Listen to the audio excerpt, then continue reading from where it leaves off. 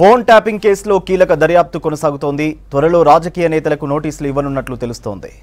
Banjara Hills పిఎస్లో additional ఎస్పీలు తిరుపతన్న, భుజంగరావులను 8 గంటలుగా ప్రశ్నిస్తున్నారు విచారణ బృందం. మరో 2 సీఐలను అదుపులోకి తీసుకుని ప్రశ్నిస్తున్నారు. కీలక నిందితుడు రాధాకిషన్ ఇచ్చిన సమాచారంతో పోలీసులు కూపీలాగుతున్నారు. 2 నిందితుల చాటింగ్ వివరాలను పరిశీలించారు. వీరి నుంచి కీలక సమాచారాన్ని రాబడుతున్నారు అధికారులు. ఇదే విషయంపై డీటెయిల్స్ అజయ్ అందిస్తారు. అజయ్, ఫోన్ ట్యాపింగ్ కేసులో త్వరలో రాజకీయ నేతలకు నోటీసులు ఇచ్చే ఛాన్స్ కనిపిస్తోందని అంటున్నారు. ఏంటి డీటెయిల్స్? సూర్య, సంచలనంగా మారిన ఫోన్ ట్యాపింగ్ కేసుకు సంబంధించి ఇప్పటికీ దర్యాప్తు ముమ్మరం చేశారు. బంజారాహిల్స్ పోలీస్ స్టేషన్లోనే మొత్తం కూడా దర్యాప్తు అనేది కొనసాగుతుంది. అయితే ఇప్పటికే హైదరాబాద్ మాజీ టాస్క్ ఫోర్స్ డీసీపీ రాధాకృష్ణని రిమాండ్కి తరలించారు. 14 రోజుల జ్యుడిషియల్ రిమాండ్ విధించిన విషయం తెలిసిందే. అయితే మనకు అందుతున్న ఇన్ఫర్మేషన్ని బట్టి రాధాకృష్ణని కస్టడీలోకి కోరే అవకాశం ఉంది. అతని కస్టడీలోకి తీసుకొని మరింత కీలక సమాచారం సేకరించాలని భావిస్తున్నారు. మరోవైపు ఈ కేసు సంబంధించి ఇప్పటికే అడిషనల్ ఎస్పీలు భుజంగరావు, తిరుపతన్నని 5 రోజుల పాటు న్యాయస్థానం కస్టడీకి అనుమతించిన నేపథ్యంలో బంజారాహిల్స్ పోలీస్ స్టేషన్లోనే వాళ్ళది 2వ రోజు కస్టడీకి సంబంధించిన విచారణ కొనసాగుతుంది. నిన్న ఫస్ట్ డే సంబంధించి కస్టడీ విచారణలో కొంతవరకు వాళ్ళు ఇందులో ఎంత మేరకు వాళ్ళ రోల్ ఉంది, ఎందుకంటే ఫోన్ ట్యాపింగ్ సంబంధించి ప్రణీత్ రావు మొత్తం కూడా దీన్ని ఆపరేట్ చేశాడు. ప్రణీత్ రావు ఆపరేషన్లో వీళ్ళ పాత్ర ఎంత మేరకు ఉంది అనే దాంట్లో క్వశ్చన్ చేయడంతో పాటు ఈ రోజు ఉదయం నుండి మళ్ళీ 2వ రోజు ఇటు భుజంగరావు, తిరుపతన్న కస్టడీ విచారణకు సంబంధించి ఈ రోజు ఉదయం నుండి 2వ రోజు విచారణ ప్రారంభమైంది. విచారణలో భాగంగా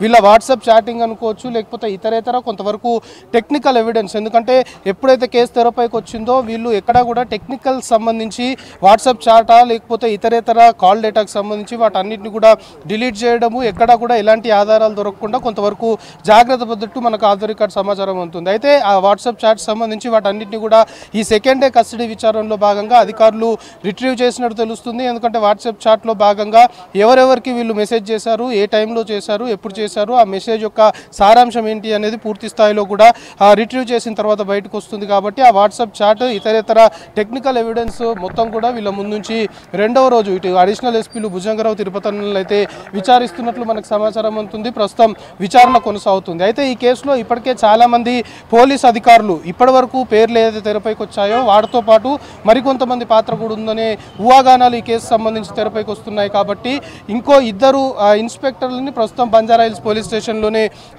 విచారిస్తున్నట్లు మనకు తెలుస్తుంది. కానీ ఈ కేసు సంబంధించి రెగ్యులర్గా కొన్ని రహస్య ప్రాంతాల్లో కూడా పోలీస్ శాఖకు సంబంధించిన అధికారుల విచారణ జరుగుతున్నట్లు కూడా మనకు ఆఫ్ ద రికార్డ్ సమాచారం అందుతుంది. కానీ ఎక్కడా కూడా దీనికి సంబంధించి లీక్లు ఇవ్వకుండా చాలా గోప్యత ఈ ఇన్వెస్టిగేషన్లో అధికారులు పాటిస్తున్నారు. అయితే 2 ఇన్స్పెక్టర్లను కూడా ఈరోజు బంజారాహిల్స్ పోలీస్ స్టేషన్లో విచారిస్తున్నట్లు మనకి ఆఫ్ ద రికార్డ్ ఒక సోర్స్ త్రూ అయితే సమాచారం అందుతుంది. అయితే వీళ్ళిద్దరు కూడా గతంలో రాధాకిషన్ టాస్క్ ఫోర్స్ సంబంధించి డీసీపీగా విధులు నిర్వహిస్తున్నప్పుడు ఇప్పుడు ఎవరైతే ఇన్స్పెక్టర్లు ఉన్నారో అప్పుడు ఎస్ఐలుగా అతని టీంలో ఉన్నారు అనేది కొంతవరకు వాళ్ళని పిలిపించి విచారిస్తున్నట్టు తెలుస్తుంది. ఎందుకంటే రాధాకిషన్ ఒక ప్రత్యేకమైన సామ్రాజ్యాన్ని ఏర్పాటు చేసుకున్నాడు, పూర్తి స్థాయిలో అవినీతికి పాల్పడ్డాడనే ఆరోపణలు కూడా ఉన్నాయి. పెద్ద మొత్తంలో ఇటు డబ్బులు వసూలు చేశారు. ఎందుకంటే ఈ ఫోన్ ట్యాపింగ్ మాటున, ఎందుకంటే పెద్ద మొత్తంలో ఇటు హవాలా దందా నిర్వహించే వారి ఫోన్లు అనుకోవచ్చు, లేకపోతే రియల్ ఎస్టేట్ వ్యాపారులు బడా బాబులు ఎవరైతే ఉంటారో వాళ్ళ ఫోన్లు ట్యాప్ చేసి పెద్ద మొత్తంలో కూడా రాధాకిషన్ వసూళ్లకు పాల్పడ్డాడు అనేది కొంతవరకు ఆరోపణలు, అభియోగాలు. దానికి సంబంధించి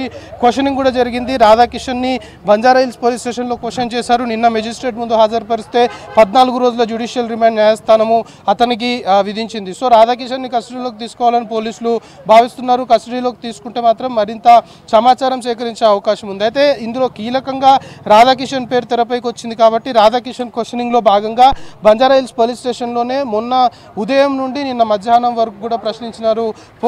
ప్రశ్నిస్తున్న క్రమంలో కూడా రాధాకిషన్ అతని కన్ఫెషన్ స్టేట్మెంట్ అనుకోవచ్చు, అతడు ఈ పోలీసులకు ఇచ్చిన సమాచారాన్ని బట్టి కొంతవరకు తాను ఈ ట్యాపింగ్ వ్యవహారంలో తాను క్రియాశీలకంగా, అంటే ప్రణీత్ రావుకి కొన్ని ఆదేశాలు ఇవ్వడంతో పాటు అతడు కూడా ఇన్వాల్వ్ అయ్యాను అనేది కొంతవరకు కన్ఫెషన్ స్టేట్మెంట్లో కూడా రాధాకిషన్ ఒప్పుకున్నట్లు మనకి ఆఫ్ ద రికార్డ్ అధికారుల నుండి అయితే సమాచారం అందుతుంది. సో ఈ ఎంటైర్ ఫోన్ ట్యాపింగ్ వ్యవహారంలో ఎవరెవరు ఉన్నారు, ఎవరెవరి పాత్ర ఎంత మేరకు ఉంది అనే కోణంలో మాత్రము పోలీసులు చాలా లోతుగా దర్యాప్తు చేస్తున్న పరిస్థితి కనబడుతుంది. ఇప్పటికీ తిరుపతన్న, భుజంగరావు అడిషనల్ ఎస్పీలు ఇద్దరితో పాటు మరో 2 ఇన్స్పెక్టర్లని బంజారాహిల్స్ పోలీస్ స్టేషన్లో విచారిస్తున్నట్లయితే సమాచారం అందుతుంది. ఇంకా పోలీస్ శాఖకు సంబంధించి అప్పుడు విధులు నిర్వహించిన అధికారులు కావచ్చు, లేకపోతే రాధాకిషన్, లేకపోతే భుజంగరావు, తిరుపతన్న, ఇట్లా వీళ్ళకి సంబంధించి వీళ్ళకి సబార్డినేట్స్గా పనిచేసిన వాళ్ళు, లేకపోతే వీళ్ళకి సహకరించిన వాళ్ళు అందరి పేర్లు బయటకు తీసే అవకాశం ఉంది. వాళ్ళకు కూడా నోటీసులు ఇచ్చి విచారణకు పిలిచి ఒకవేళ విచారణలో మాత్రము వాళ్ళ పాత్ర కూడా ఈ ఫోన్ ట్యాపింగ్ వ్యవహారంలో ఉంది అని ఎస్టాబ్లిష్ అయితే మాత్రం వాళ్ళకి సంబంధించి వాళ్ళని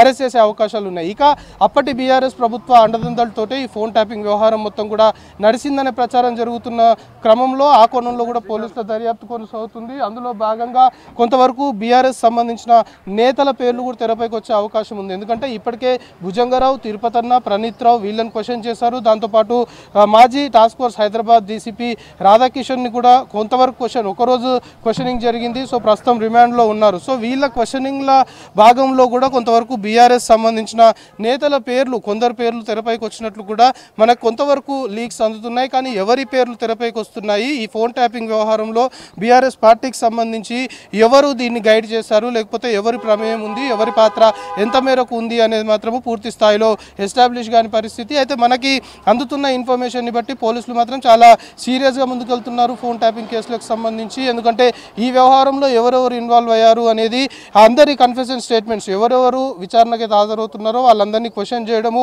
వాళ్ళ కన్ఫెషన్ స్టేట్మెంట్ రికార్డ్ చేస్తున్నారు. కాబట్టి మనకి బేసిక్గా అందుతున్న ఇన్ఫర్మేషన్ని బట్టి ఈ ఫోన్ ట్యాపింగ్ కేసుల్లో ఇంకా పోలీస్ శాఖకు సంబంధించిన కొందరు అధికారులకు నోటీసులు ఇవ్వడంతో పాటు బీఆర్ఎస్ పార్టీకి సంబంధించిన రాజకీయ నేతలు, బీఆర్ఎస్ పార్టీకి సంబంధించిన వారు కొందరు ఇన్వాల్వ్ అయ్యారు అనేది కొంతవరకు ప్రచారం జరుగుతున్న నేపథ్యంలో ఇప్పుడు ఎవరైతే నిందితులు ఉన్నారో వాళ్ళ కన్ఫెషన్ స్టేట్మెంట్ ఆధారంగా ఎవరెవరు ప్రమేయం ఉందని కొంతవరకు సమాచారం అంతే మాత్రం వాళ్ళకు నోటీసులు ఇచ్చి విచారించే అవకాశం అవుతుంది. ప్రస్తుతానికి బంజారాహిల్స్ పోలీస్ స్టేషన్లో మాత్రం అడిషనల్ ఎస్పీలు భుజంగరావు, తిరుపతన్నల కస్టడీ విచారణ రెండో రోజు కొనసాగుతుంది. చాలా క్రెడిబుల్ ఇన్ఫర్మేషన్ ఫోన్ ట్యాపింగ్ సంబంధించిన వ్యవహారంలో పోలీసులు సేకరిస్తున్నట్లు మాత్రం మనకి సమాచారం అందుతుంది. సూర్య.